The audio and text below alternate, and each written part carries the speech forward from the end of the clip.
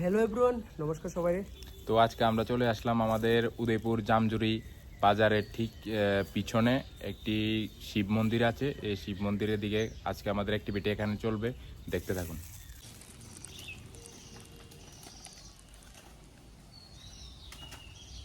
তো কইতাছি অ্যাকচুয়ালি যারা যারা এদিকে বাবা শিব ঠাকুরের এখানে যারা এই পূজা টুজা দেয় বা যারা প্রসাদ লয়, তো লওয়ার পরে কিন্তু এই কাছে এদিকে একটা ডাস্টবিন আছে, ওইদিকে মানে এদিকে পালাইলে ভালো হয়। এদিকে যেমন না বড় আসি, আর সামনে জায়গাটা থেকে ইউজ বুঝে গেছে।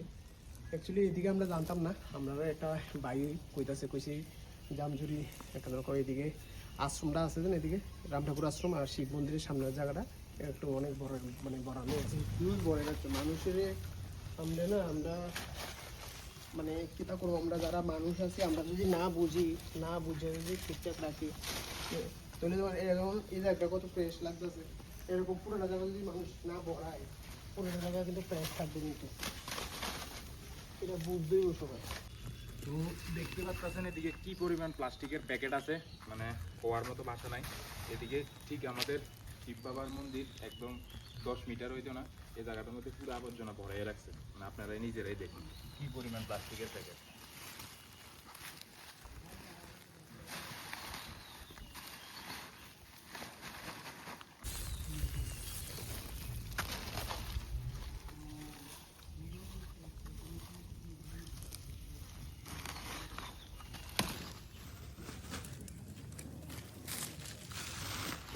তো অ্যাকচুয়ালি মেইন আজকে একটা মুদ্রা কথা কইতেছি, যেমন আমরা কিতা করি, আবর্জনা অনেকে আবর্জনা ফালাইতেছে রাস্তাঘাটে।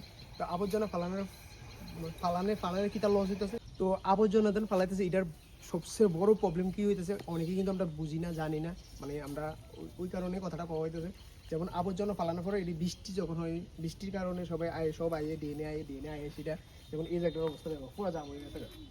তো ওই জায়গাটা যখন জাম হয়েছে, তো জলটা কই যাবে, অটোমেটিকলি উপর দিয়ে যাবো। তাহলে উপর দিয়ে যাইলে সেটা কী হয়, যেমন আমাদের নদীপুর টাউনে বেশিরভাগ দেখা যায় রাস্তা জল উঠে যায়। কী কারণ হয়, আমরা দোষী।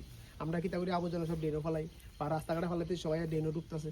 তো ড্রেনে ঢুকানোর কারণে কিন্তু রাস্তা নষ্ট হইতেছে, আবার ক্ষয় হইতেছে, রাস্তা গর্ত হয়ে যেতেছে, কোনো জায়গাতে জল দিন বা অনেক প্রবলেম হইতেছে, বা কী হইতেছে, রাস্তাতে জল উঠতেছে, আমরা গাড়ি বাইক নিয়ে যাইতে আমরা অসুবিধা হচ্ছে। ওই জিনিসটি আমরা সাধারণ মানুষ যারা আছি আমরা যদি বুঝে চলি, তাহলে ছোটো ছোটো প্রবলেমটা হইতো না। আর ড্রেন যেটা আছে না, ড্রেন সবসময় পরিষ্কার থাকে, তো জল মোটামুটি যেদিকে মানে আউটলাইন যাইতেছে এদিকে পুরো জল আরামসে নেমে যাবে।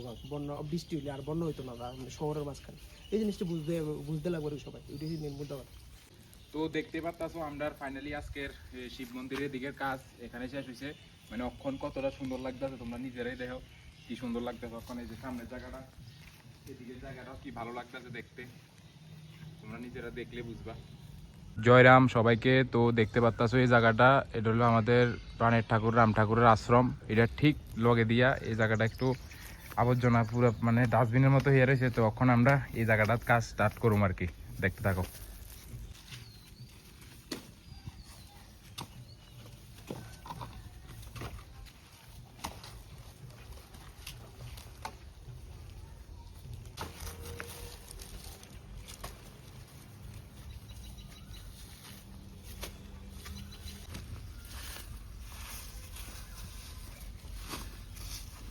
তো এদিকে সবাই প্রসাদ খাইছে, মনে হয় সিন্নি প্রসাদ খাইছে, কিন্তু সিন্নি প্রসাদ খাওয়ার পরে এদিকে প্যাকেটটা এদিকে ফালনটা ঠিক হয়েছে না, কারণ এদিকে অনেক বড় একটা ডাস্টবিন দিয়ে রাখছে।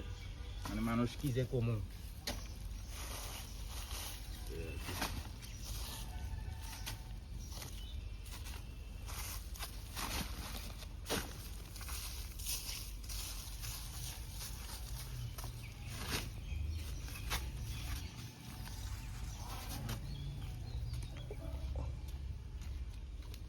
তো আজকে আমাদের কাজ এখানে শেষ হলো।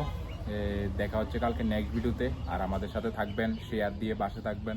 আর আমাদের কাছে কীরকম লাগে আপনাদের কাছে এটা অবশ্যই কমেন্টে জানাবেন। আর আপনাদের উদয়পুর শহরের মধ্যে কাছে কিনারে কোন জায়গায় পরিষ্কার করলে ভালো হয় অবশ্যই আমাদের কমেন্টের মাধ্যমে জানাবেন।